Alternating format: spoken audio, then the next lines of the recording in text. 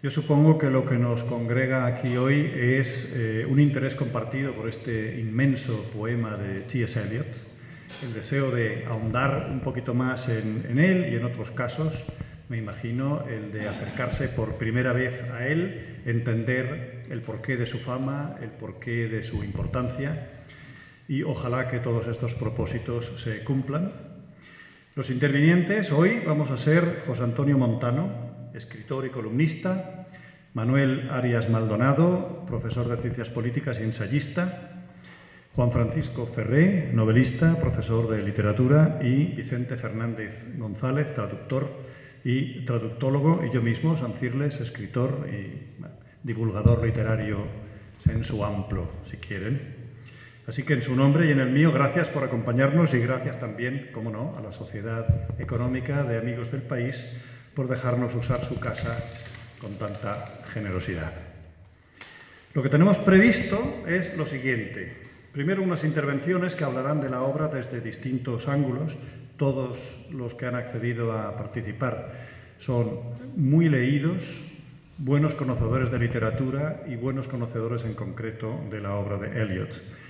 Después habrá la recitación de unos fragmentos escogidos de la última versión de La Tierra Baldía al español, que es la mía, y Dulcis in Fundo, la audición del poema completo en un montaje audiovisual que hemos preparado con las voces de los grandes actores británicos, por cierto, ambos dos muy eliotianos, Alec Guinness y Fiona Shaw.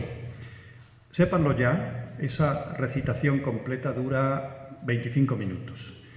Para hacerla más fructífera, tendrán ustedes el texto en pantalla en inglés, de forma que podrán a la vez verlo y oírlo, y créanme también, la experiencia va a merecer su tiempo. Pero si se les revelara excesivamente indigesta, pueden abandonar la sala sin rémora, nadie se lo tendrá en cuenta si lo hacen con el debido silencio. Y por favor, eso sí, no se olviden, voy a ser yo el primero, en volver a encender sus teléfonos cuando acabe esta función. Vamos allá.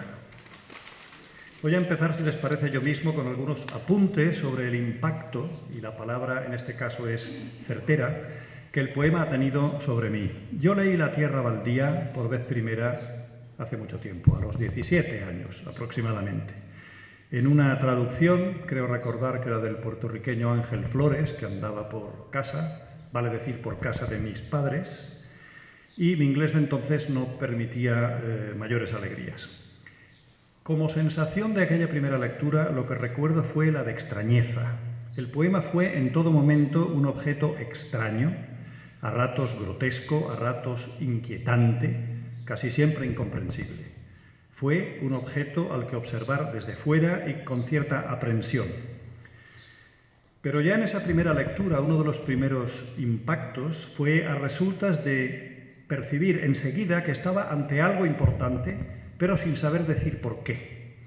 Y esa confusión creo que provenía de muchos y divergentes estímulos, de alguna forma. Por ejemplo, de ver la mezcolanza de pasajes sublimemente estilizados, de alta cultura, highbrow, podríamos decir, al lado de alusiones a la brutalidad y a la fealdad. Se habla de dentaduras postizas, de colillas flotando, de píldoras abortivas, de cadáveres en el jardín, y todo eso también junto a escenas de una comicidad surrealista y rimada, como por ejemplo estos versos.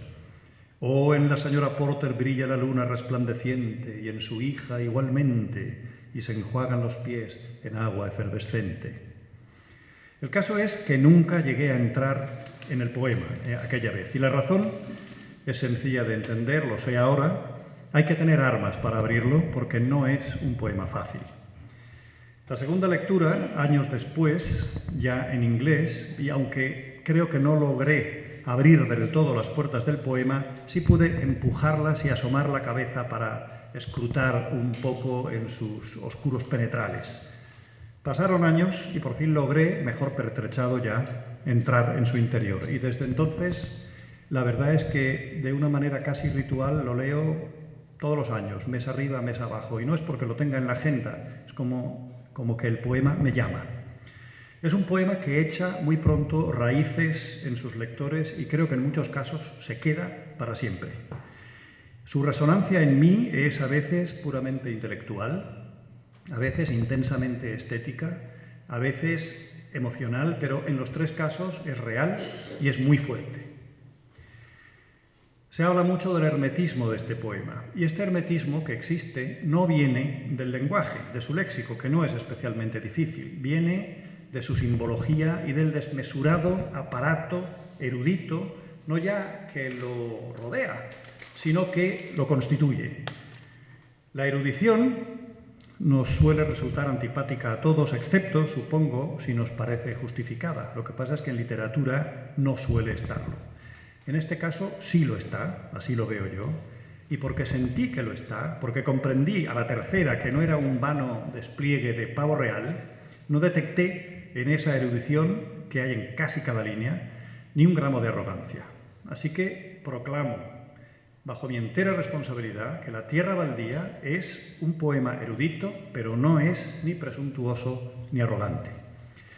La justificación de ese despliegue de alusiones eruditas o culturales está en la gran importancia que T.S. Eliot da a la cultura en general y a la literatura en particular.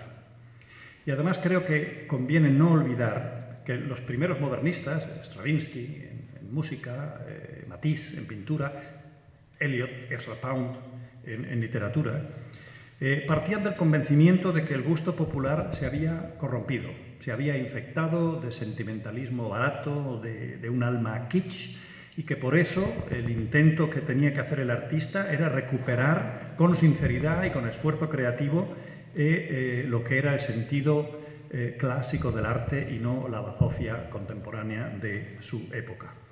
Y eso implicaba a veces luchar por restablecer una continuidad, y esta palabra es clave en este poema, entre el arte que ellos querían hacer y las grandes tradiciones de nuestra cultura.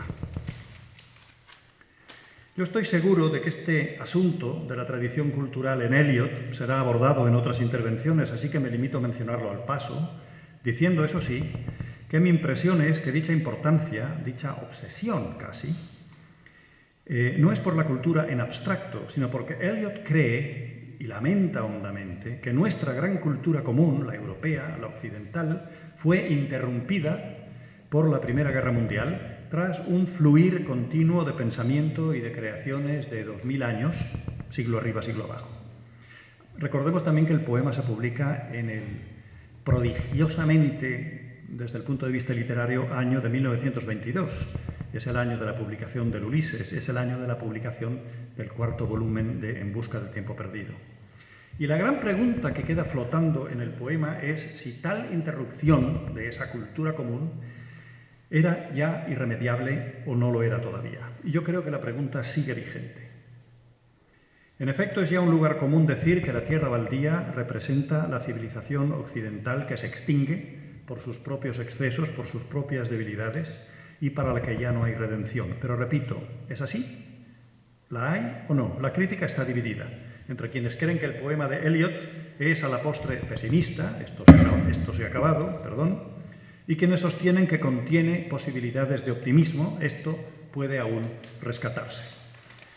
Eliot no se mostró de acuerdo, por cierto, y aquí afectaba modestia, con que su creación tuviera tamaña responsabilidad simbólica, y dijo lo siguiente: unos cuantos estudiosos me han honrado al interpretar mi poema como una crítica contra el mundo contemporáneo, como un importante texto de crítica social. Para mí no fue más que abrir una válvula para que saliera una queja totalmente personal e insignificante contra la vida. No es más que un refunfuño rítmico. Just a piece of rhythmical grumbling, que tiene gracia como formulación. La tierra baldía nos ofrece múltiples itinerarios lectores posibles. Por ejemplo, puede haber un itinerario urbano, partiendo de Londres principalmente, pero también Múnich, en esa Alemania con el alma hecha trizas después de la Gran Guerra, o Esmirna, desde donde nos llega un comerciante eminentemente levantino. En este par de versos se dice: el señor Evgenides, el mercader de Esmirna, sin afeitar, con uvas pasas llenándole el bolsillo. Y, junto a la capital del Imperio Británico, otras ciudades igualmente imperiales, torres que se derrumban, Jerusalén, Atenas, Alejandría, Viena, Londres y Reales. O Cartago, en el verso 307, o hasta un Boston, el Ibido, al que se aludía en el primer borrador del poema, que tenía más del doble de versos. Si este poema tiene 340 y pico, el otro tenía más de 700, antes de que Ezra Pound entrara a saquearlo, porque lo dejó cortado por la mitad y creo además que hizo bien. Otro itinerario geográfico posible convierte al poema en un objeto de una excéntrica cartografía. La India, Oriente Próximo, Europa del Norte, África. El poema, de hecho, termina en las riberas del Ganges. Y luego hay itinerarios que no son geográficos, sociales, por ejemplo, como cuando saltamos de los recuerdos aristocráticos de la condesa Marie Lariche, que habla de su primo el archiduque y de sus recuerdos de tiempos dorados. Saltamos, repito, a la discusión de un matrimonio burgués disfrazada de un desenfrenado manierismo hecho de tonos bruñidos, de techos artesonados, de pámpanos ubérrimos, de perfumes exóticos y, muy probablemente, un pasaje que alude a las propias disfunciones de su primer matrimonio. Y después volvemos a saltar de estos recuerdos expresados con lenguaje relamido a una escena tabernaria de proletarios, de jerga popular, que la maestría técnica de Eliot casi nos hace oír como si hubiéramos estado sentados en la mesa de al lado. Después oirán el cambio de tono, de voz, de acento en la recitación de Fiona Shaw de este pasaje tan singular. Estos múltiples itinerarios no son solo espaciales, pueden ser temporales también, como cuando en un solo verso pasamos del Londres del primer cuarto del siglo XX a las guerras púnicas, en un contraste de una eficacia literaria fulminante. Y aquí los versos. Entonces vi a un conocido y lo detuve gritándole: «Stetson, tú que embarcaste conmigo en la batalla de Milas, ¿el cadáver que plantaste hace un año en tu jardín ha echado brotes ya?». El alucinante salto en el tiempo está reforzado, como han visto, por un surrealismo que mezcla la sorna y lo macabro. Y naturalmente están los itinerarios históricos y culturales, las célebres y cuantiosas citas y alusiones. Chaucer, Shakespeare, Dante, Ovidio, Baudelaire, Dickens, leyendas artúricas, Wagner, Nerval, Buda, John Webster, Hermann Hesse, San Agustín, Safo. El catálogo es verdaderamente abrumador. Así que todo esto, y mucho más también, es la tierra baldía. Y quiero terminar con lo que me parece más notable de esta grandiosa obra, al menos en tanto que artefacto literario, y que formulo así. La fragmentación estructural del poema, tenida por su principal rasgo formal, lo dota, paradójicamente, de una espectacular e inopinada unidad. Esa estructura fragmentaria sobre la que hay 1001 tesis doctorales se detecta enseguida, cualquier lector lo hace, es más, se menciona explícitamente en el verso 431, yo casi al final, y que es el que yo he elegido como título de mi charla. El verso es «These fragments I have shored against my ruins». Con estos fragmentos apuntalé mis ruinas. Pero, como decía, no debemos dejarnos engañar. El poema, por debajo de su forma de gran centón, de su conspicua fragmentación de temas, de voces, de personajes, de referencias, se muestra como una obra unitaria, compacta, completa, bien organizada. Ese es, estoy convencido, uno de los grandes logros artísticos de Eliot en The Wasteland. Una unidad de sentido, aunque esto me ha quedado un poco josantoniano, creo, a través de la pulverización de la estructura formal. Descubrir tal unidad, o quizás mejor llegar a sentirla, es una de las grandes satisfacciones intelectuales que puede tener el lector de este poema. Esa extraña unidad que se advierte bajo la fragmentación proviene, según lo veo yo, de dos planes, urdidos con una superior inteligencia literaria y artística. Primero, un designio temático sobre el que no tengo el propósito de extenderme ahora, pero que tendría que ver con la idea de la historia y de sus océanos de tiempo convergiendo en el presente. Y segundo, un tono, un estilo solemne, rítmico, declamatorio, oracular, que atraviesa el poema desde el primer verso hasta el último. Para mí, La tierra baldía es un formidable artefacto sonoro, antes que cualquier otra cosa. Y a este aspecto, que para mí es clave y es fuente de un indecible goce estético, le he dado mucha importancia en mi traducción, y a él se han supeditado a veces otros elementos del texto. Por ejemplo, el verso 4 dice "dull roots with spring rain". Y todas las traducciones que conozco respetan la presencia de spring y hablan, lógicamente, de lluvia de primavera o de lluvia primaveral, muy comprensiblemente. Yo, sin embargo, he omitido la referencia estacional y traducido por las embotadas raíces con sus lluvias. ¿Por qué? Por respeto al ritmo, a la cadencia del verso y del poema en general. Añadir de primavera o primaveral, es decir, añadir 5 sílabas a un sintagma que originalmente tiene 2, spring rain, fusila métricamente el verso y, sobre todo, esto al principio del poema era algo demasiado oneroso. Me pareció más importante transmitir esa decidida voluntad de ritmo que respetar esa referencia que al cabo poco añade, pues está claro que las lluvias de abril son primaverales.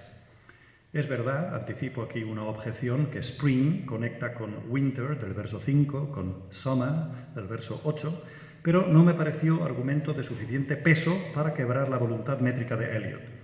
Eso sí, si en otro verso cercano hubiese aparecido autumn, entonces sí que no me habría atrevido a romper el evidente juego de cerrar el ciclo de las 4 estaciones, pero no es el caso. Es más, yo creo que Eliot escribió spring sobre todo por razones de ritmo, más que de información semántica o simbólica. Quiten ustedes spring del verso 4 y queda dull roots with rain, que también dinamita el evidente y fascinante ritmo buscado en los 8 primeros versos. Pero más allá de esas consideraciones, La Tierra Baldía es un poema fundamental del siglo XX y, de hecho, me estoy conteniendo para no decir el poema fundamental del siglo XX. Con él cambia radicalmente la poesía, la forma de escribirla y, más importante aún quizá, la forma de leerla. Nadie que lo haya leído vuelve a la poesía con los ojos y los oídos que tenía antes para ella.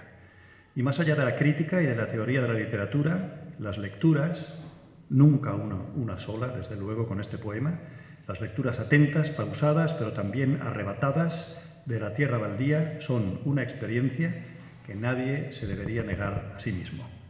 Muchas gracias.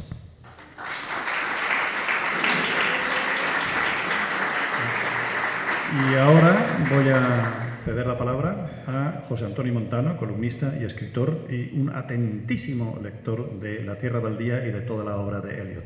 José Antonio, the floor is yours.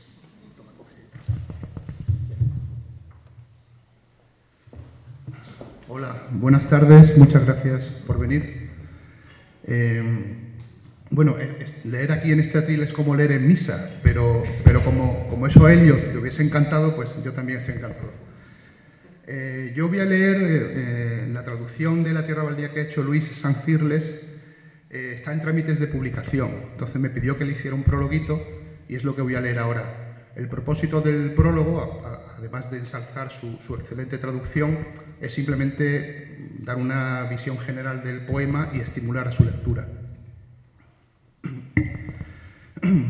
Entenderá La Tierra Baldía de T.S. Eliot quien entienda la primera frase del verso 5, aparentemente paradójica. En la traducción de Sancirles, nos abrigó el invierno. Es una frase nihilista, de desentendimiento de la vida.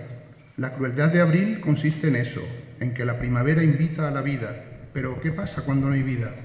La primavera es la estación de la vida, pero también la de las depresiones.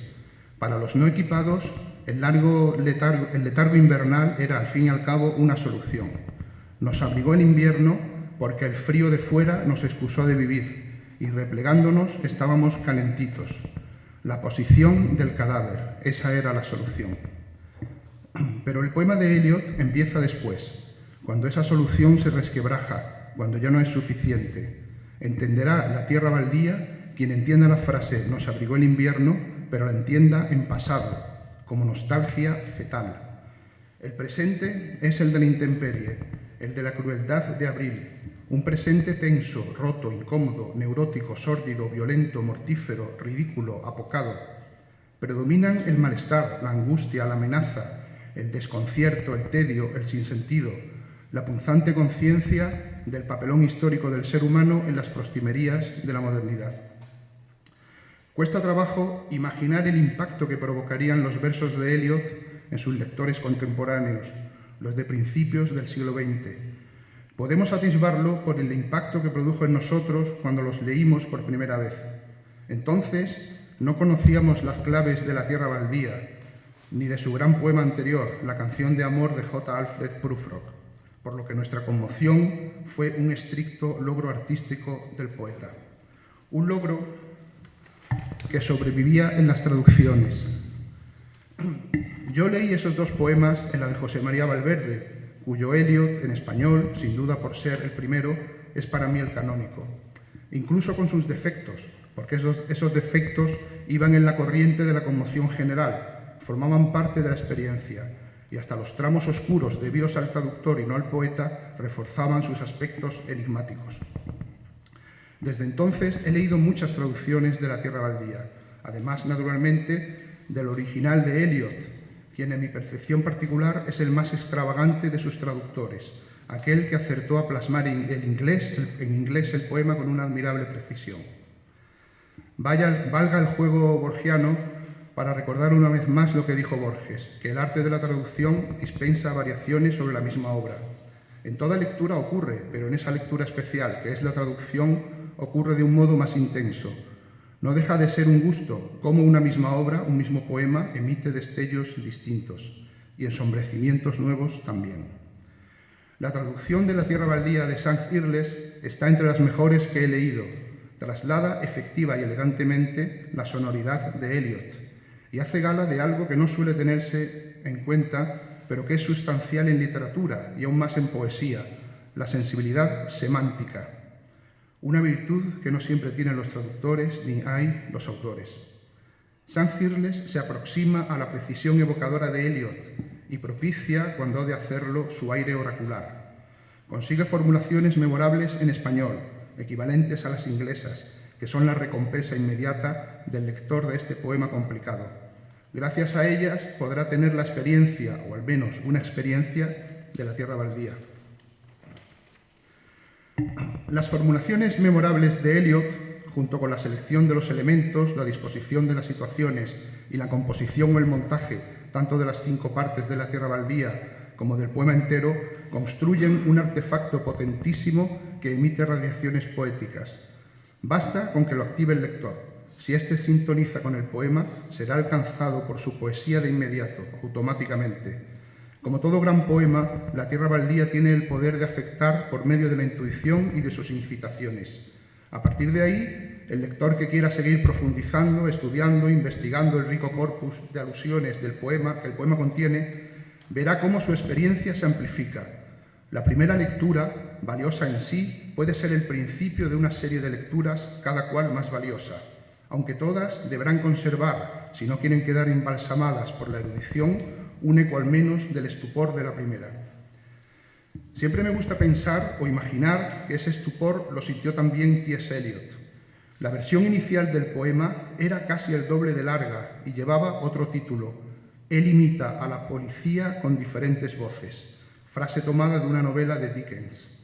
Ezra Pound supo ver en el poema que le entregó Eliot un poema mejor, y gracias a su tijera y a la inteligencia de Eliot por aceptar sus cortes, La tierra baldía es el poema que conocemos, quizá el mejor del siglo XX en lengua inglesa, y según algunos en cualquier lengua.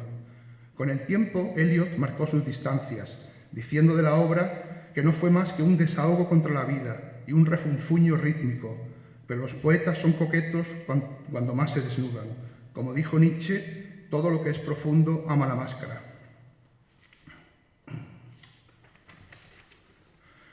La tierra baldía se publicó en 1922, el año en que murió Proust y se publicó el Ulises de Joyce, poco después del final de la Gran Guerra y en plena crisis matrimonial y personal del poeta, que fue profundamente infeliz durante su composición. Esta infelicidad impregna el poema, pero su efectividad estriba en los recursos modernos empleados, en una época en que estaban agotados los del romanticismo. Eliot se aplicó su propia consigna de que hay que separar el hombre que sufre y la mente que crea. Su objetivación o despersonalización o como diría Pessoa, su impersonación en diversas voces y personajes, en los restos de canciones que el poema incluye, en las alusiones a mitos, a textos sagrados y a otras obras literarias, reproduce la apariencia caótica de una cultura en descomposición, doliente, pero también de una perturbadora belleza. La poética fragmentaria de la tierra baldía está incrustada a modo de clave en 3 oraciones del propio poema, que aparecen en momentos diferentes, a saber: no puedes saberlo ni adivinarlo, pues solo has visto un montón de imágenes rotas donde golpea el sol. No logro conectar nada con nada, y con estos fragmentos apuntalé mis ruinas.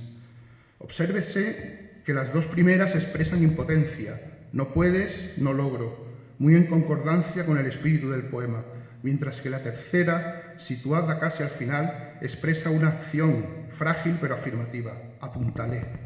En ello había consistido la tarea de Eliot. Con estos fragmentos apuntalé mis ruinas. Otro buen traductor de la tierra baldía, José Luis Palomares, recuerda a propósito a Hofmannsthal: el papel del poeta consistirá en ser el hermano silencioso de todas las cosas, en un mundo amenazado por la creciente fragmentación. Pero volvamos al comienzo. La crueldad de Abril es la de la esterilidad en una estación que llama a la fecundidad. Se trata de una esterilidad tanto personal, humana, como cultural y natural.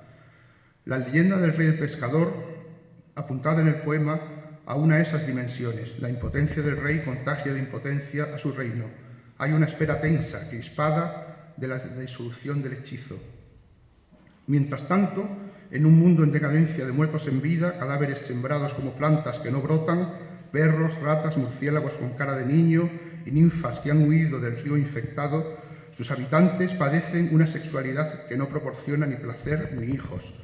Hay soledad a 2, neurasténica, violaciones, abortos, cópulas rutinarias y prostibularias, sexo por engaño, con referencias claras o encubiertas a la Biblia, a los Upanishads, a Dante, a Wagner, a Baudelaire, a Verlaine, a Nerval, a Sófocles, a Petronio, a Homero, a Safo, a Ovidio, a Shakespeare, a autores de teatro isabelinos, a poetas metafísicos ingleses, a trovadores provenzales, a leyendas artúricas, a viejos ritos, a mitos griegos, a Cristo, a San Agustín, a Buda y a multitud de cosas más. En un tiempo en que conviven lo contemporáneo y lo antiguo, con ese Stetson, que es un empleado de la City y a la vez un excombatiente de la Primera Guerra Púnica, o el Tiresias tebano, que asiste, y desde antes de que ocurriera por su capacidad visionaria, a la sórdida cita entre la secretaria y el joven purulento, en el apartamento londinense de la Primera, y con las torres que se derrumban simultáneamente en Jerusalén, Atenas, Alejandría, Viena, Londres y Reales. Hasta que, tras la insidiosa sequía, tras su acuciante purgatorio, habla el trueno y llueve.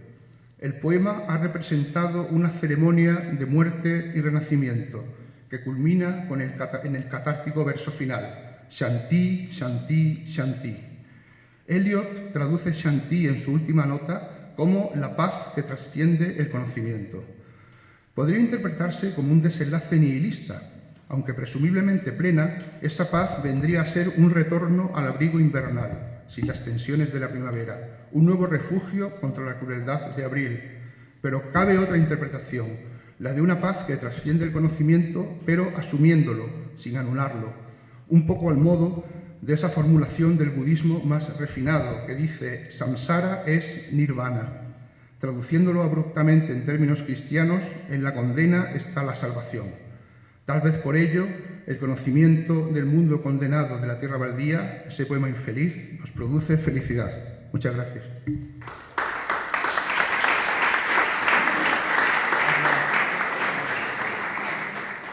Muchas gracias, José Antonio. Bueno, creo que el programa prevé ahora una intervención de Manuel Arias Maldonado. Muchas gracias, Luis. La prevé y se producirá. Bueno, muchas gracias a todos por venir en esta lluviosa tarde de abril y por tanto primaveral, ¿no? A escucharnos hablar de este extraordinario poema que yo también leí muy joven, aunque no tanto como Luis, el día 20 o 21 años, en la traducción, por supuesto, de Valverde, ¿no? y que verdaderamente me impactó, aunque, como es tu caso, pues la comprensión en la medida de lo posible de estos versos pues solo ha venido un poco más tarde. Yo voy a hablar de eso que tú has denominado antes el desmesurado aparato erudito de Eliot. Es decir, de ese conjunto de referencias intertextuales de las que el poema está trufado hasta el punto, como tú también has señalado muy bien, de constituirlo. Intentaré explicarlo utilizando para ello el punto de vista del propio Eliot, tal y como ha dejado en un célebre ensayo él consignado. Entonces, bueno, se ha dicho con razón, y aquí se ha insistido en ello, porque en fin, tu primera intervención ha sido muy completa, que este gran poema que estamos aquí celebrando es una respuesta, es una reacción, es un comentario de naturaleza lírica e incluso visionaria a la modernidad, ¿no? Al caos de la modernidad. O a eso que, en una expresión celebérrima, pues el sociólogo Max Weber llamara el desencantamiento del mundo. Es decir, pues un poco el fin de las explicaciones unitarias o religiosas, la fragmentación de valores y el desamparo del individuo ante la, pues todavía reciente en aquella época, proclamada muerte de Dios. Y esto es, yo creo que, al margen de la influencia de los elementos biográficos a los que él mismo ha hecho alusión alguna vez, una explicación que no por convencional es menos plausible, me parece perfectamente verosímil. Y creo que la originalidad, o quizá incluso la grandeza de Eliot, aparte por supuesto de la calidad de su artefacto literario, creo que reside en buena medida en el método pues, mitologizante, oracular, con la que él levanta acta de este desorden sobrevenido, levanta acta poética. Claro, Eliot lo que está haciendo es reaccionar a la primera gran crisis de la modernidad, o a la primera parte de esa gran crisis, que es la Gran Guerra, esa Primera Guerra Mundial que apenas había terminado 4 años antes de la publicación del libro. Y es el comienzo de una larga crisis que se completa con la Segunda Guerra Mundial y que es el espejo invertido, el siglo XX se convierte en el espejo invertido, perdón, de ese siglo turbulento pero optimista a fin de cuentas que fue el siglo XIX. Y la segunda crisis, bueno, pues en realidad puede considerarse incluso más grave, y de alguna manera Eliot la habría anticipado porque, bueno, pues estamos hablando sobre todo de los crímenes de totalitarismo y en especial de la solución final que nos trae el país de Kelsen, de Kant, de Brahms, etc. Es decir, el país de la Kultur, ¿no? La cultura en el sentido fuerte alemán. Claro, el fracaso, por tanto, hablamos del fracaso de una cultura en el sentido fuerte, de una Kultur, como digo, que además en alemán es con mayúsculas, no todo sustantivo, que Eliot convoca en el poema a través de este conjunto de referencias intertextuales, cuyo efecto, también se ha sugerido antes, se parece mucho al de una especie de Aleph, por través de Nueva Borges, ¿no? Literario, donde todas las referencias literarias del pasado y el presente estuvieran concentradas en un solo punto, que es precisamente el poema. Como decía, presentes de manera simultánea, además. Sobre esto, es decir, sobre esta concepción de la tradición literaria y su función en el poema, pues quiero hablar en el breve tiempo de que dispongo, bajo la advocación del 22º verso del primer canto, que Luis ha traducido con mucho acierto como un montón de imágenes rotas donde golpea el sol, que es un verso espléndido y por esa razón también se ha hecho aquí referencia antes. Es este sol que golpea sobre las imágenes rotas puede considerarse el sol negro de la historia, pero quizá también sea en alguna medida el sol de la tradición. Una nota sobre este aspecto de la cultura.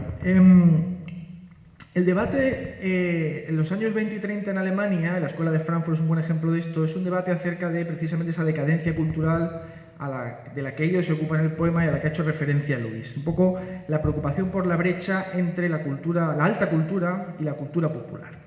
Y esa descomposición de la vieja tradición europea que se hacía patente a ojos de sus mejores representantes a principios del siglo.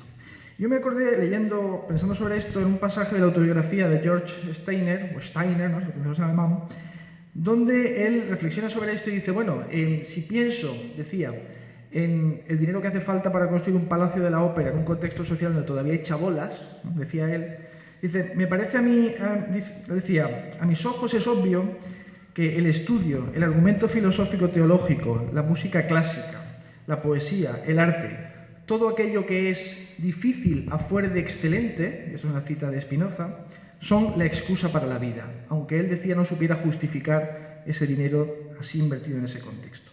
La cuestión es que ese mundo parece que ha desaparecido, ¿no? Para bien o para mal. No voy a abrir el debate acerca de la alta cultura y la cultura popular. La pregunta que quiero hacer antes de hablar de esta intertextualidad desaforada del poema de Eliot es: ¿quién puede hoy identificar sin ayuda de las notas o de Internet las referencias intertextuales que, como digo, llenan el poema?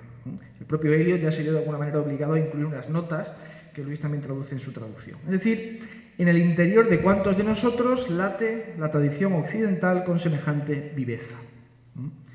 Seguramente en pocos. Bueno, vuelvo al tema.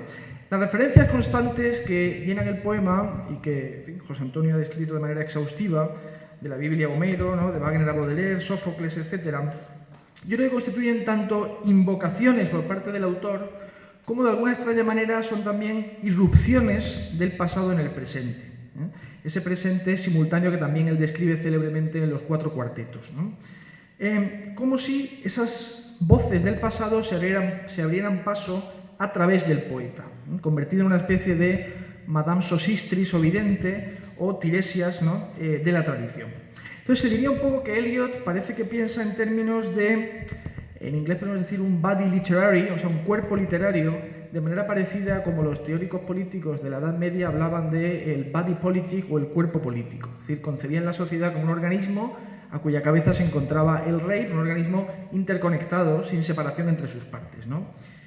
En ese sentido, el cuerpo literario del que Eliot echa mano funcionaría y estaría coronado de una manera parecida por las mejores manifestaciones de esa tradición.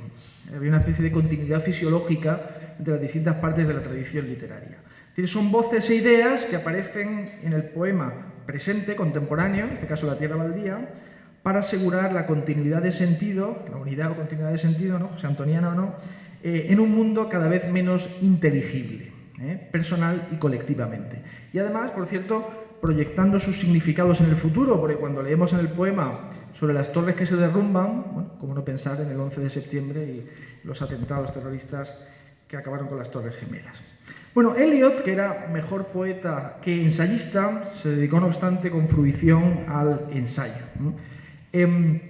aparte de ser editor, ¿no? Y en uno de esos ensayos, que está publicado en 1919 y por tanto precede a la publicación de La tierra baldía, Eliot de alguna manera expone su concepción de la poesía y de la tradición, sobre todo. Este ensayo, también muy conocido, se titula La tradición y el talento individual y nos habla con elocuencia de esto.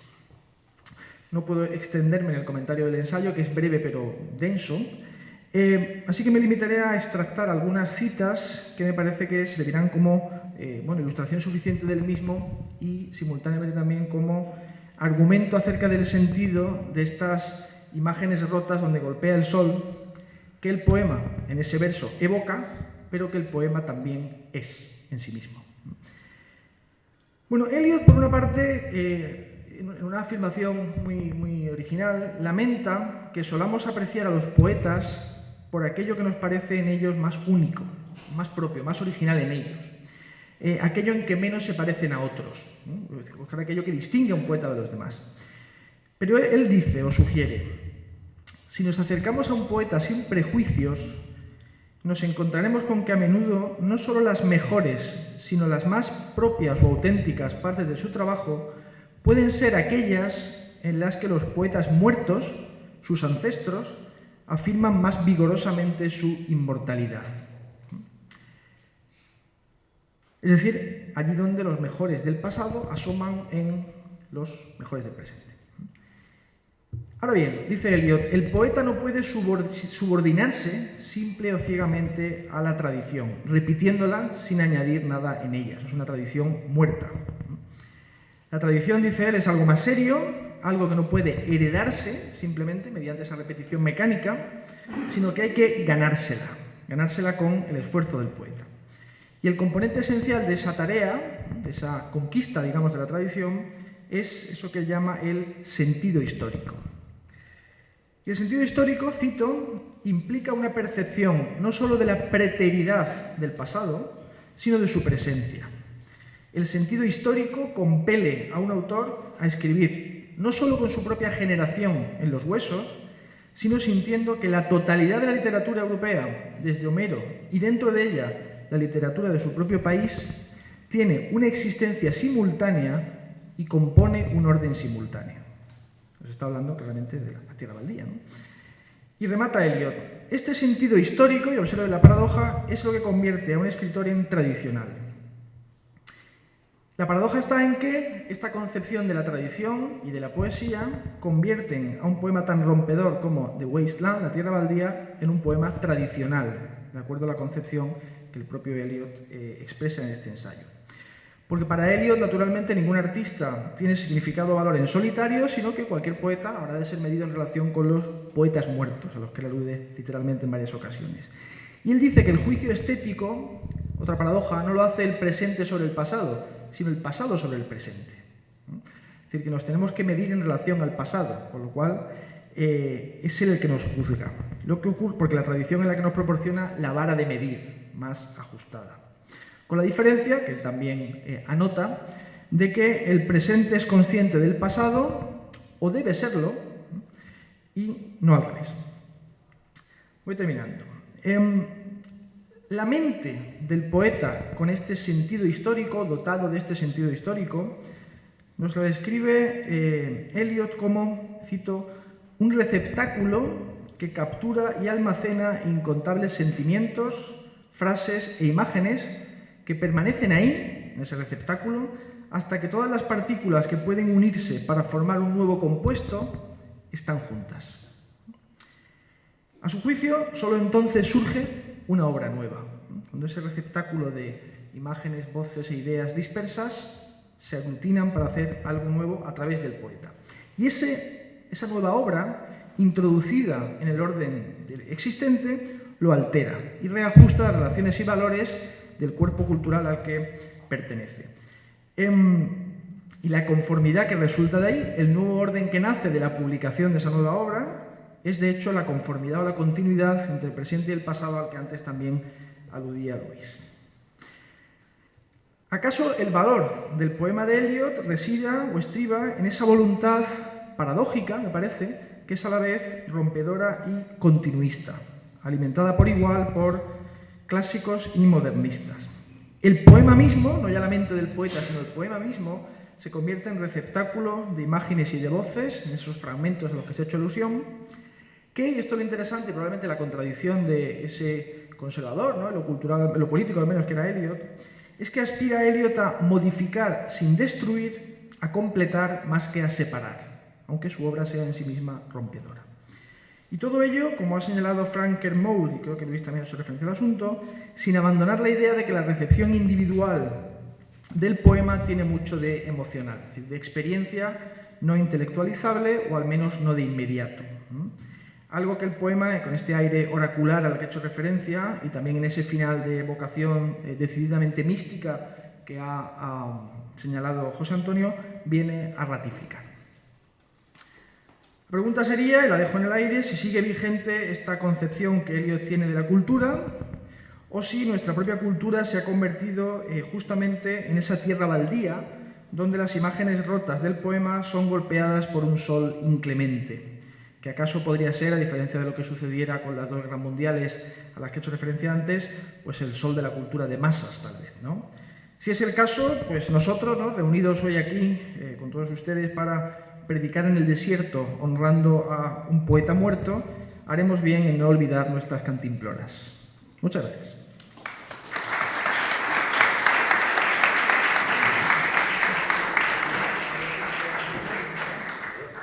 Es que cuando me he sentado y he visto que él no estaba aquí, me he dado cuenta que sin darme cuenta he estado haciendo una performance eliotiana, porque yo lo mencionaba a él, señalaba hacia aquí y su trono estaba vacío, ¿no? Estaba apelando a una autoridad, al rey pescador.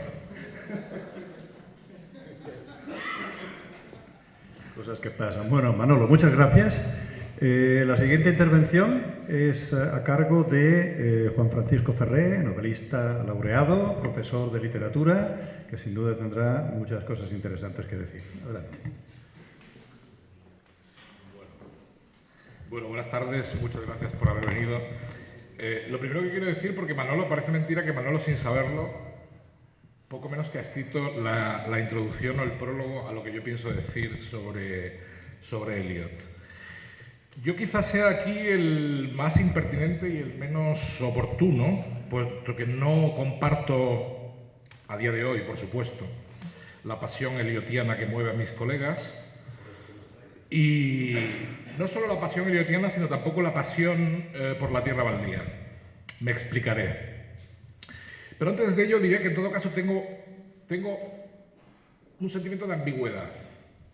No niego la belleza formal del poema, no niego el genio combinatorio de Eliot a la hora de organizar los versos, a la hora de escoger las imágenes, a la hora de montar los fragmentos polifónicos, eso no lo puedo negar.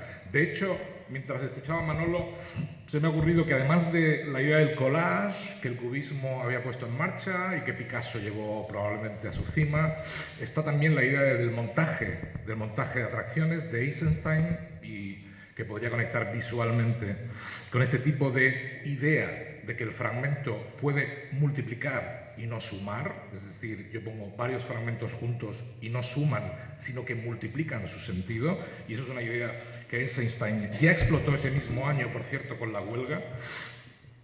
En ese sentido quiero decir que yo no puedo negar esa belleza formal. Lo que me pregunto, en relación con lo que dice Manolo, es si la idea de cultura que Eliot defendía sigue viva. Y no solo si sigue viva, sino si vivió mucho tiempo más, que es más preocupante todavía, porque yo creo que en realidad yo, que me considero no ya un posmoderno, sino probablemente un postmoderno, puedo considerar que Eliot, que era un moderno, en sentido pleno, no sobrevivió culturalmente a la Segunda Guerra Mundial. Yo creo que la Segunda Guerra Mundial acabó con esta idea de lo que llamaban los anglosajones el modernismo, el modernism, y Eliot es un modernist, y en ese sentido creo que la Segunda Guerra Mundial fue muy cruel, tanto como el mes de abril lo es con todos nosotros, fue muy cruel con Eliot y con toda la cultura que él representaba. Muy cruel en el buen sentido de la palabra. También me explicaré sobre esto.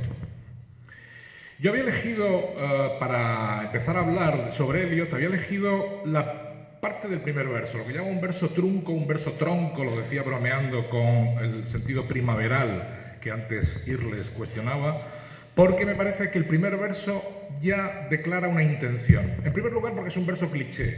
Es un verso que se ha convertido casi en un objet trouvé, como le gustaba a Duchamp, un ready-made, a los surrealistas también, es decir, algo que se ha convertido en un icono cultural. Abril es el más cruel, lo reconoce todo el mundo, desde el último columnista del último magazine hasta cualquier critiquillo de blogs. Pero el interés que tiene es hasta qué punto está transformando Eliot una visión del mundo en la cual él ya no cree, evidentemente, que es la visión del mundo que heredó de Chaucer, una visión medieval, la visión con la cual la Edad Media, vamos a decirlo así, carnavalesca, promiscua, pagana y también cristiana, evidentemente había llegado también a su fin, y Eliot quiere reírse un poco de Chaucer y de esa expresión carnavalesca, medieval y pagana, y quiere cristianizarlo absolutamente. Y en ese sentido, para mí, el problema de Eliot es precisamente que su poema, detrás de toda esa mascarada estética modernista, está defendiendo una idea de la religión y está defendiendo básicamente un mensaje cristiano. Repito que creo que la biografía de Eliot me permite afirmar esto tanto como su obra. De hecho, Los Cuatro Cuartetos es una obra que demuestra que la espiritualidad en Eliot es mucho más importante a partir de un momento determinado que la estética, aunque en la tierra baldía el equilibrio se da. No debemos olvidar tampoco que el siglo XX es el siglo que nos enseña también a leer las obras de arte como dispositivos, como artefactos, y no ya solo como obras en el sentido orgánico, genuino o genético de la palabra. Y en ese sentido la tierra baldía es un gran dispositivo, es un gran artefacto. Y como todos los dispositivos y todos los artefactos tienen un funcionamiento, son un mecanismo puesto en marcha de información y de ruido.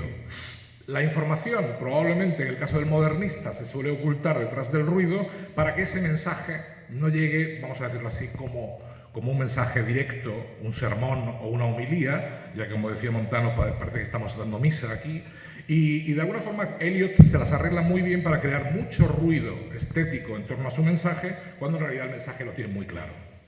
El mensaje de Eliot es muy simple. La modernidad, el caos, no conduce más que al desastre, a la falta de valores sociales, a la descomposición de un orden heredado probablemente, en su opinión, de los valores impuestos por la Iglesia anglicana y en general por el puritanismo protestante, y ese orden habría sido cuestionado, y no fue el único en sentirlo, por la Primera Guerra Mundial, que hizo saltar por los aires todo lo que era el siglo XIX.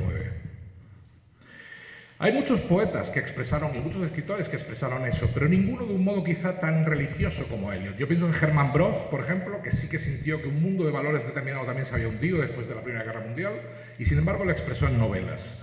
Joyce sintió lo mismo y estaba en el exilio, y sin embargo no lo expresó como un mensaje religioso, sino volviendo precisamente a lo que Eliot pretendía negar, que es el paganismo carnavalesco y en cierto sentido sexual, vamos a decirlo así, que expresaba Chaucer y que Joyce recupera. Y no por casualidad, el Ulises es del mismo año que La Tierra Baldía.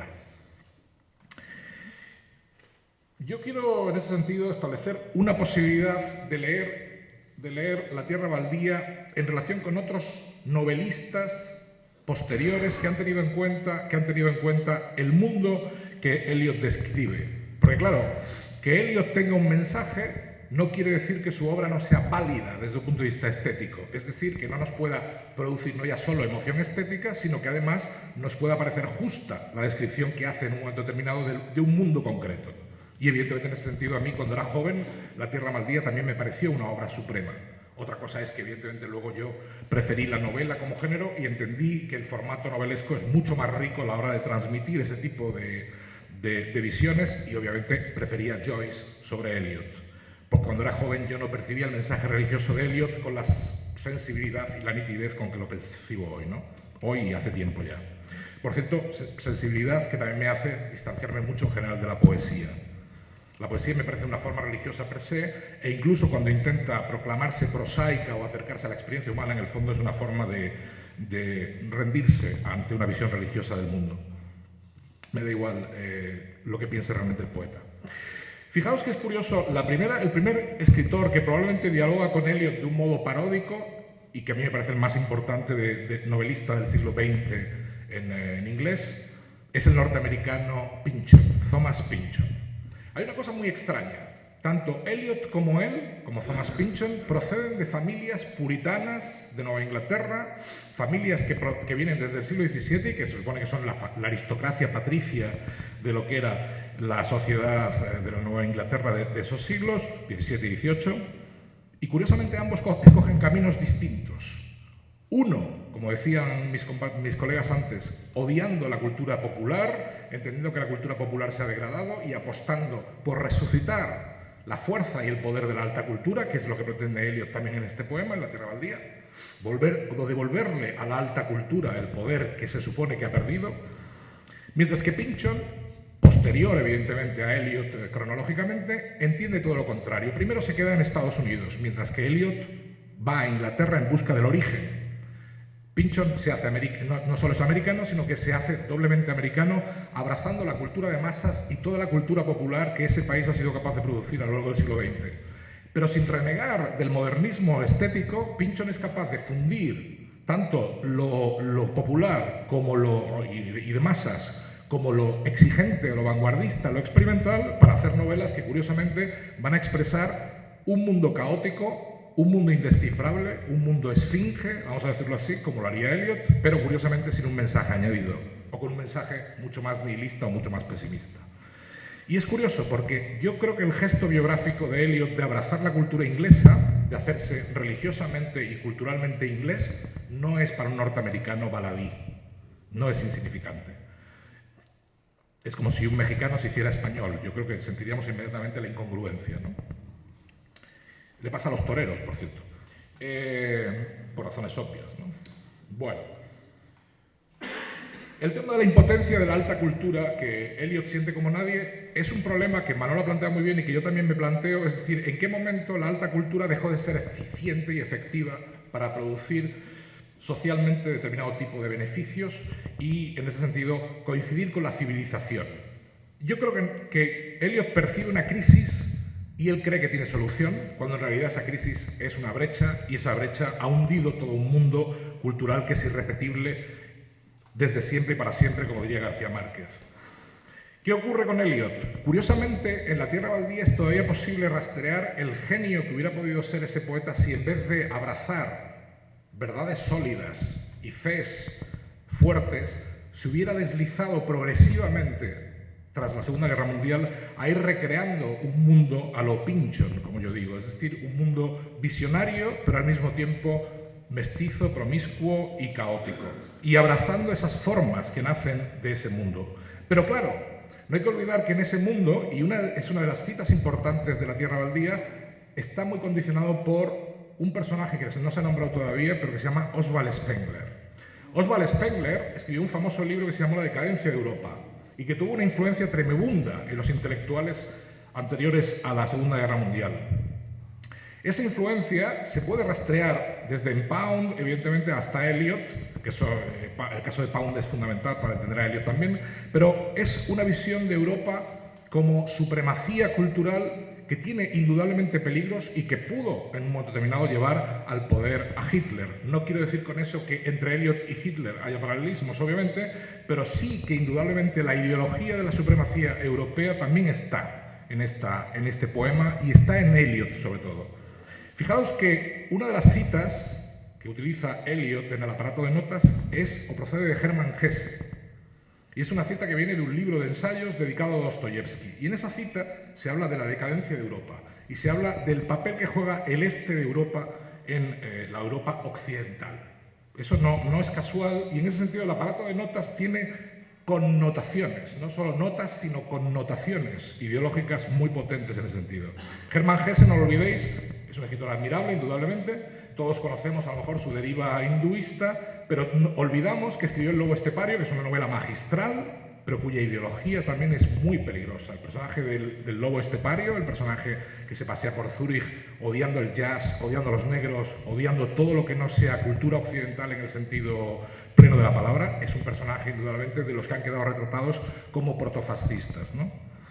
Hay una tendencia en el mundo anglosajón a considerar a cierta sección del modernismo como protofascista, no como fascista directamente. Es decir, se puede considerar que en ese sentido, dentro del modernismo había la izquierda, o una cierta izquierda, sobre todo los novelistas, y también había una cierta derecha o una cierta ultraderecha, sobre todo entre los poetas, pero también algún novelista entre ellos.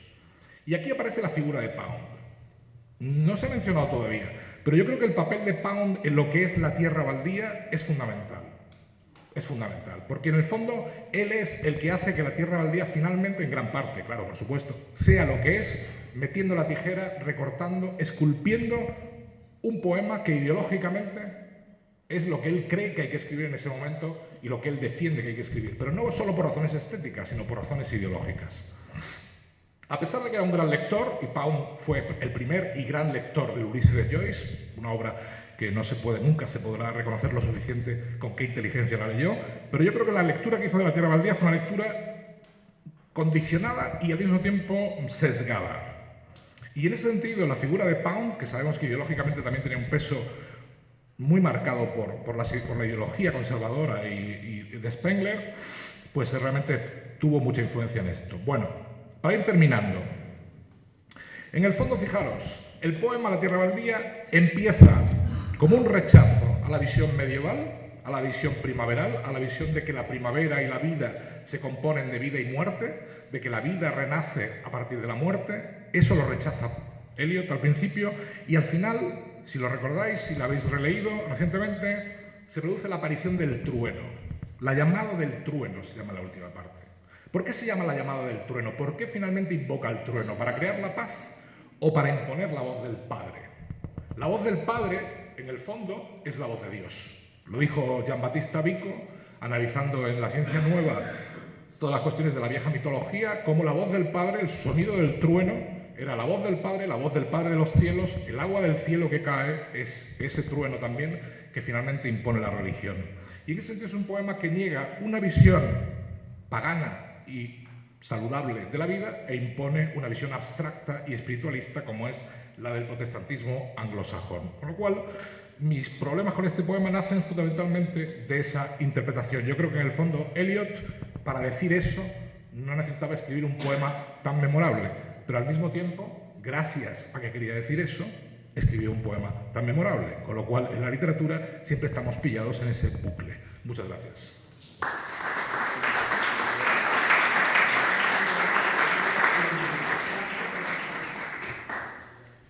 Gracias, Juan Francisco. Te habíamos traído con ese propósito de ser un poco l'enfant terrible de la soirée. Y ahora el turno, quizá, no sé muy bien qué visión nos va a traer Vicente, pero como he dicho antes, es traductor, profesor de traducción, de traductología, Premio Nacional de Traducción, por lo tanto no sé si quizá vas a enfocar un poco tu intervención por ahí. En cualquier caso, libertad plena para hacer lo que quieras. Vicente Fernández.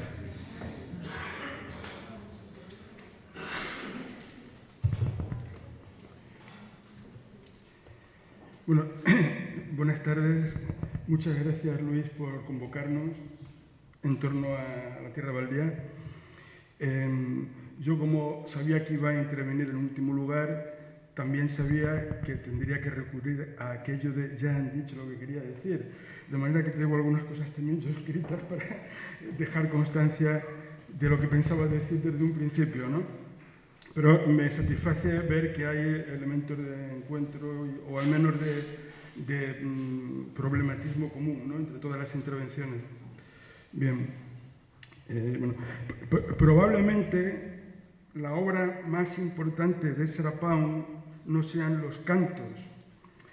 La obra más relevante de Ezra Pound seguramente sea la revisión de La Tierra Baldía de T.S. Eliot.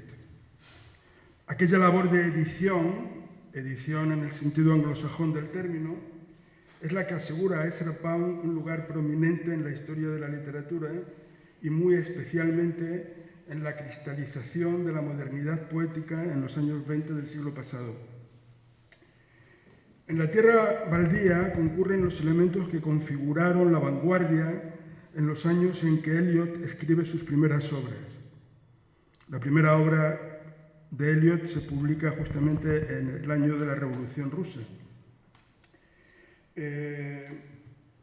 La crítica de la métrica tradicional, la superación del versolibrismo a ultranza, la voluntad de ir más allá del individualismo subjetivo de la tradición romántica, la consideración en la estela de Mallarmé del poema como un asunto de palabras y no de ideas,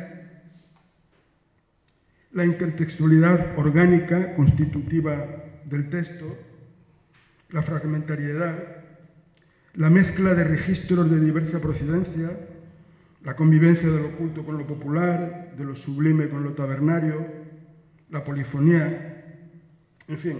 La Tierra Baldía es un artefacto estético construido por juxtaposición de elementos, siguiendo la técnica, por analogía con las artes plásticas, de acumulación de objetos encontrados, de objet trouvé que has mencionado, ¿no? Es decir, es un montaje. Siguiendo la técnica, digo, que proviene de las artes plásticas de ensamblar objetos, en este caso textuales, ya preexistentes. De este modo se sustancia la estética de la objetividad perseguida aquellos años por Eliot. A esa objetividad contribuyeron precisamente Ezra Pound con su revisión y también Vivien, la esposa de Eliot, que aportó a su vez elementos a la forma final del poema. La relación entre ellos fue evolucionando a peor, pero en ese momento hay realmente una dinámica incluso de colaboración creativa, ¿no? Bien.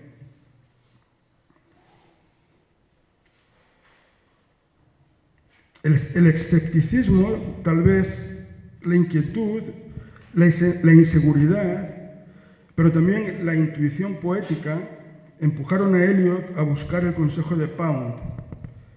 Años más tarde, clasicista ya, monárquico, anglocatólico, no lo habría hecho. Sin embargo, nos hemos reunido hoy para celebrar La Tierra Baldía y no los 4 cuartetos. Incluso las notas que acompañan tradicionalmente las ediciones del poema, a las que se ha referido Manolo de una manera más exhaustiva,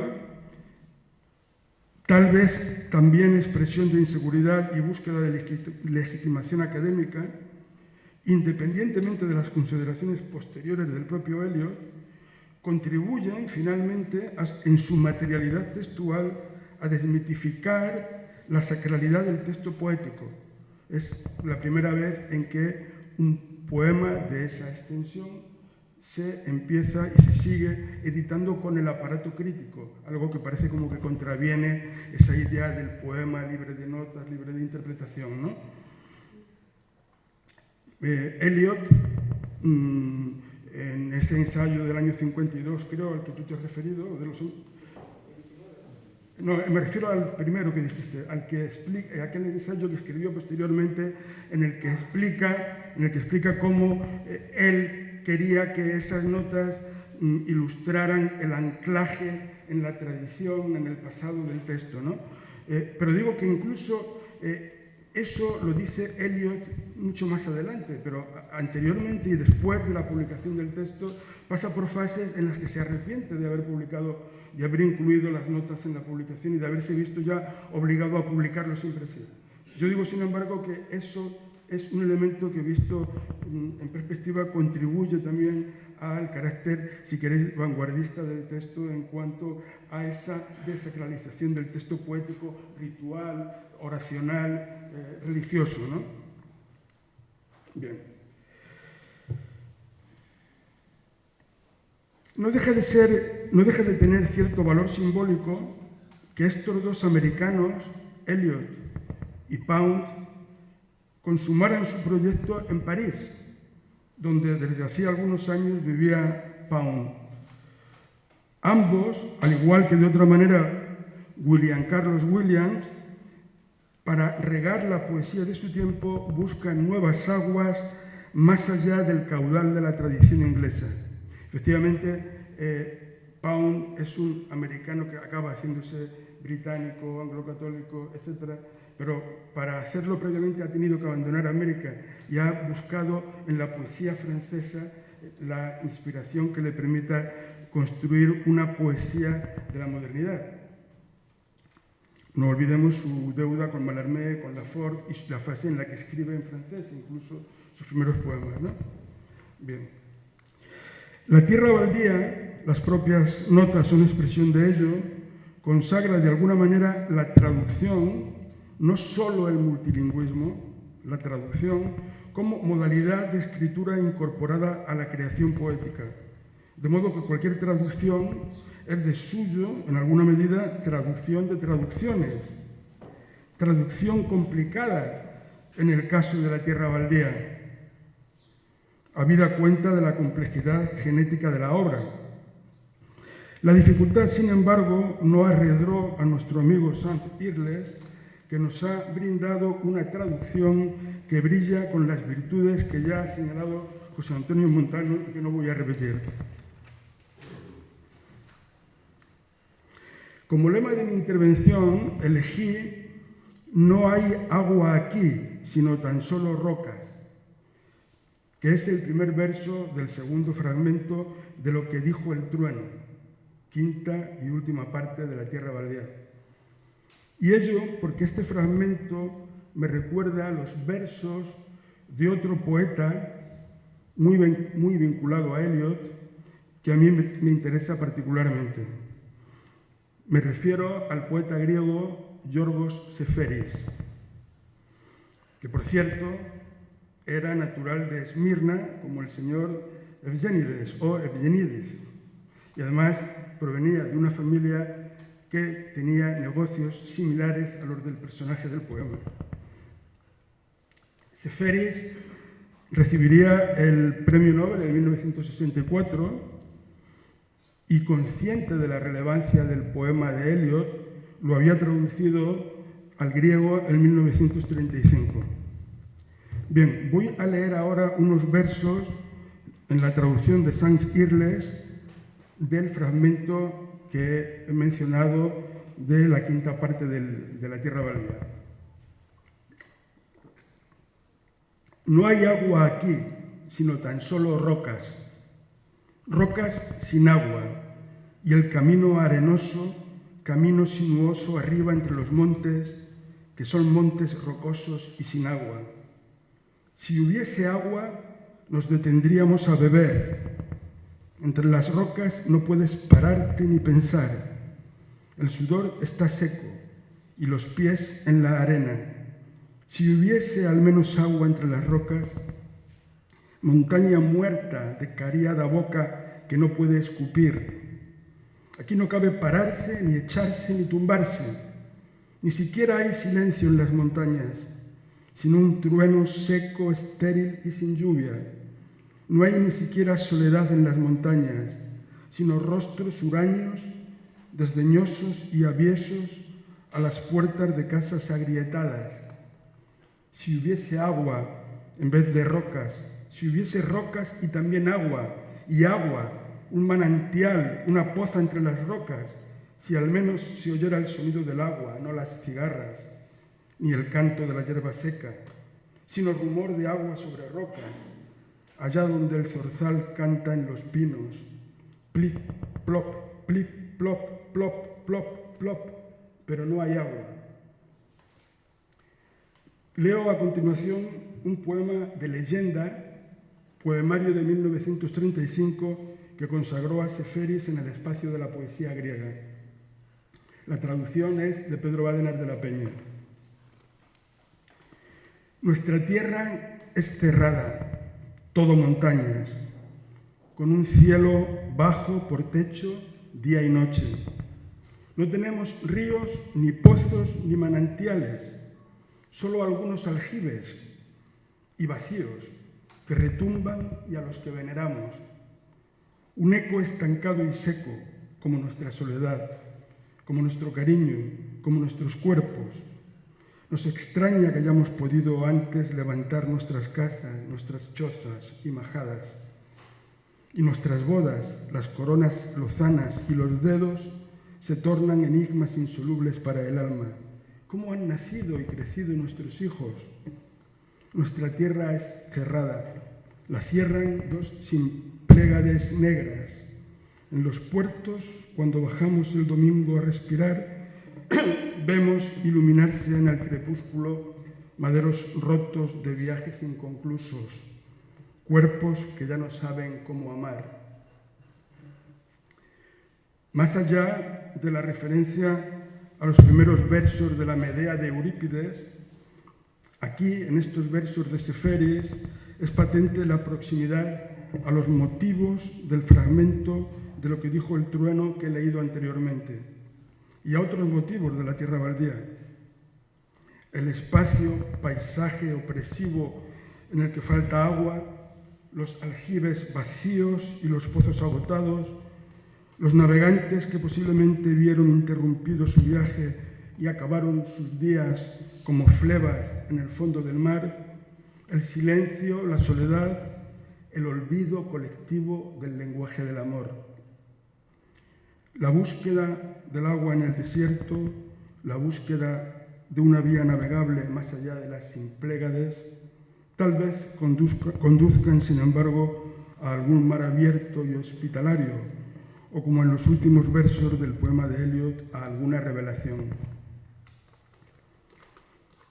Yorgos Seferis tradujo también Asesinato en la Catedral y escribió varios ensayos sobre Eliot, algunos de ellos comparándolo con Cavafis. Lo menciona con frecuencia en su diario, tú lo has leído. En el apunte del día 23 de octubre de 1952, ya Eliot ha recibido el premio Nobel, Seferis es embajador en Londres, menciona en ese apunte, en octubre del 52, una comida en el Claridge, una comida en la que participan Seferis y su esposa, Marot, el embajador británico en Grecia, Charles Pick, y el propio Eliot, que está preparando un viaje a Grecia. Hacia el final de la comida, Marot, la esposa de Seferis, pregunta quién ha visto Limelight, la película de Chaplin, Candilejas. Y entonces Eliot dice: ya sabéis que la gente se divide entre quienes prefieren a Chaplin y quienes prefieren a los hermanos Marx. Entonces pregunta a todo el mundo y acaba la rueda diciendo que él prefiere a los hermanos Marx. Y yo me pregunto aquí, cuando lo dijo, tenía presente aquello de estos son mis principios, pero tengo otros si no les gustan. Dejo la pregunta en el aire.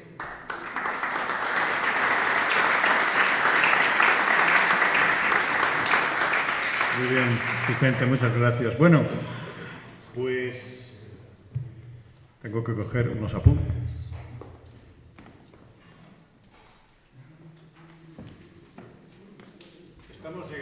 Estamos llegando a la parte mollar de la velada, que es el poema, que es lo que queríamos celebrar. Ya está preparado toda la proyección, que creo que realmente merecerá la pena.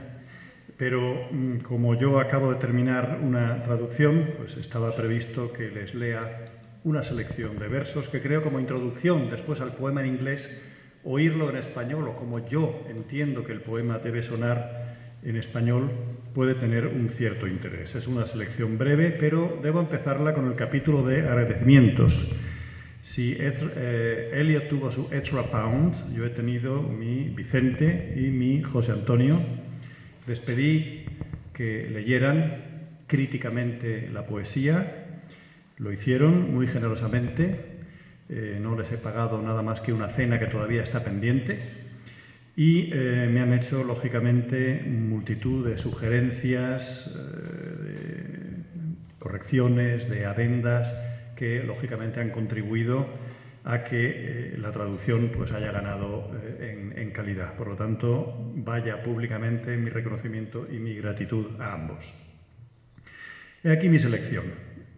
Empecemos por el principio. Los primeros versos me parecen que marcan mucho el tono del poema. Tiene 5 partes. La primera parte se titula El enterramiento de los muertos, así lo he traducido yo, y aquí estos versos. Abril es el mes más cruel, preña de lilas la tierra muerta, mezcla recuerdos y deseos, sacude las embotadas raíces con sus lluvias.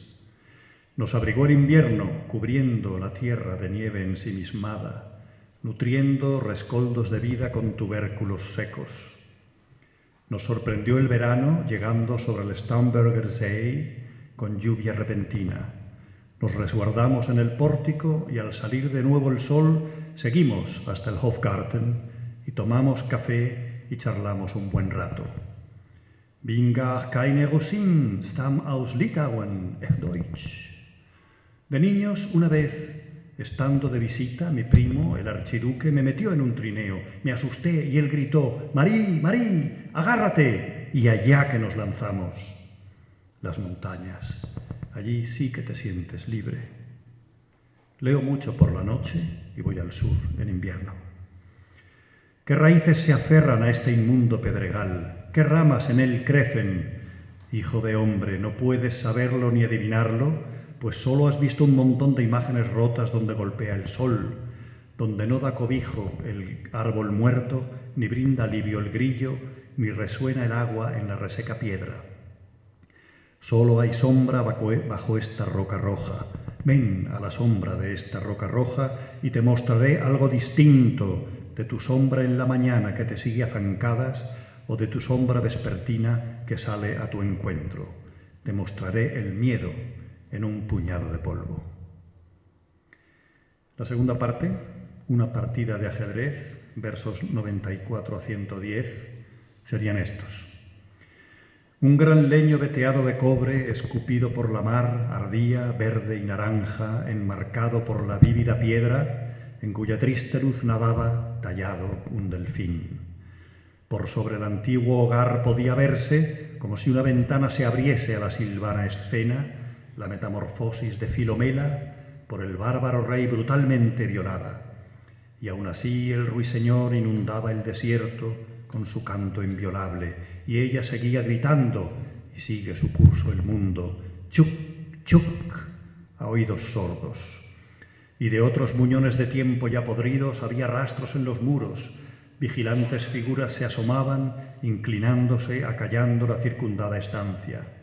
A unos pasos se arrastraban por la escalera, al resplandor del fuego bajo el cepillo, su cabellera en ascuas se esparcía, fulguraba en palabras y después fieramente callaba. De la tercera parte, el sermón del fuego, se derrumbó el dosel del río, los últimos dedos de las hojas se aferran y hunden en la mojada orilla, el viento atraviesa la tierra oscura sin ser oído, las ninfas ya se fueron. Fluye mansamente, oh dulce Támesis, hasta el fin de mi canto. No arrastra el río botellas vacías, papel de bocadillos, pañuelos de seda, cajas de cartón, colillas, ni otros testimonios de noches estivales. Las ninfas ya se fueron, y sus amigos, vástagos gandules de jefes de la City, se fueron sin dejar dicho dónde. A la orilla del Leman me senté y lloré. Fluye mansamente, oh dulce Támesis, hasta el fin de mi canto. Fluye mansamente, oh dulce Támesis, que no hablo ni alto ni tanto. Mas a mi espalda oigo con una fría ráfaga que estalla un tableteo de huesos y el esbozarse de una risa ahogada. Una rata se movía despacio entre la hierba, arrastrando por la orilla su vientre viscoso mientras yo pescaba en el sombrío canal una tarde de invierno tras la fábrica de gas. A vueltas con el hundimiento de mi hermano rey y antes aún con la muerte de mi padre rey. Blancos cuerpos desnudos en la tierra empapada y huesos arrumbados en un seco desván que año tras año la rata troca en sonajero con sus patas. Pero a mi espalda oigo, así de tanto en tanto, el ruido de bocinas y motores que a Sweeney llevarán con la señora Porter en la primavera. Oh, en la primavera brilla la luna resplandeciente y en su hija igualmente y se enjuagan los pies en agua efervescente. Oh, se voix d'enfant chantant dans la coupole. Tuit, tuit, tuit, chuc, chuc, chuc, chuc, chuc, chuc, tan brutalmente violada. Ah, Tereo. Esta música se me insinuó desde las aguas y por todo el Strand, arriba de Queen Victoria Street, oh ciudad de la City, a veces llego a oír cerca de un bar de Lower Thames Street el dulce lamento de una mandolina y el bullicio y la charla cantarina de pescaderos holgando a mediodía donde los muros de Magnus Mártir guardan un oro y blanco jónicos de insólito esplendor. Secreta el río aceite y brea, las barcazas se mecen al cambiar la marea, velas rojas, anchas, a sotavento, se balancean en el mástil robusto. Las barcazas arrastran troncos a la deriva, Greenwich abajo, pasada la isla de los perros, Weialala, leia, walala, leialala. La cuarta parte es muy breve, muy importante, se titula Muerte por agua y es esta. Flebas el fenicio, 15 días muerto, olvidó el graznar de las gaviotas y el oleaje de alta mar y las ganancias y las pérdidas. Una corriente bajo el mar entre susurros recogió sus huesos y subiendo y cayendo se adentró en el torbellino y cruzó las etapas de su vejez y juventud. Judío o gentil, oh tú timonel que a Barlovento miras, piensa en Flebas que también fue un día hermoso y viril. Y cerramos con el final. Lo que dijo el trueno es la última parte. Dije que terminaba a orillas del Ganges, que aquí se lo nombra como el Ganga, el viejo sánscrito, y es así. Venía el Ganga decrecido y las hojas marchitas aguardaban la lluvia mientras que nubes negras se amontonaban a lo lejos sobre el Himavant. Se agazapó la jungla, se encorvó en silencio. Entonces habló el trueno. ¡Da! ¡Da-ta! ¿Qué hemos dado? Amigo mío, la sangre agitando mi corazón, la fatal osadía de rendirse un instante que una vida de prudencia no podrá remediar. Por esto y nada más hemos vivido, cosas que no estarán en nuestra esquela o en recuerdos adornados por benéfica araña o bajo sellos rotos por un notario enteco en nuestros cuartos vacíos. ¡Da! ¡Dayat vam! He oído la llave girar una vez en la puerta, una vez solo. Pensamos en la llave cada cual en su prisión. Al pensar en la llave confirmamos que hay prisión. Solo al anochecer, rumores etéreos reviven un instante a un hundido coriolano. ¡Da! ¡Damiata! El barco obedeció, alegre, a la mano experta con la vela y el remo. El mar estaba en calma. Tu corazón habría respondido, alegre y con latido obediente, si invitado, a las manos que mandan. Me senté a la orilla a pescar. Detrás de mí, la árida llanura. ¿Podré al menos poner mi casa en orden? El puente de Londres cae, ai se cae, ai se cae. Poi s'ascose nel fuoco che gli affina, quando fiam uti calidon, oh golondrina, golondrina. Le prince d'Aquitaine à la tour abolie. Con estos fragmentos apuntaré mis ruinas. Pues os daré satisfacción, Jerónimo está otra vez furioso. Tata, dayadam, damyata, shanti, shanti, shanti.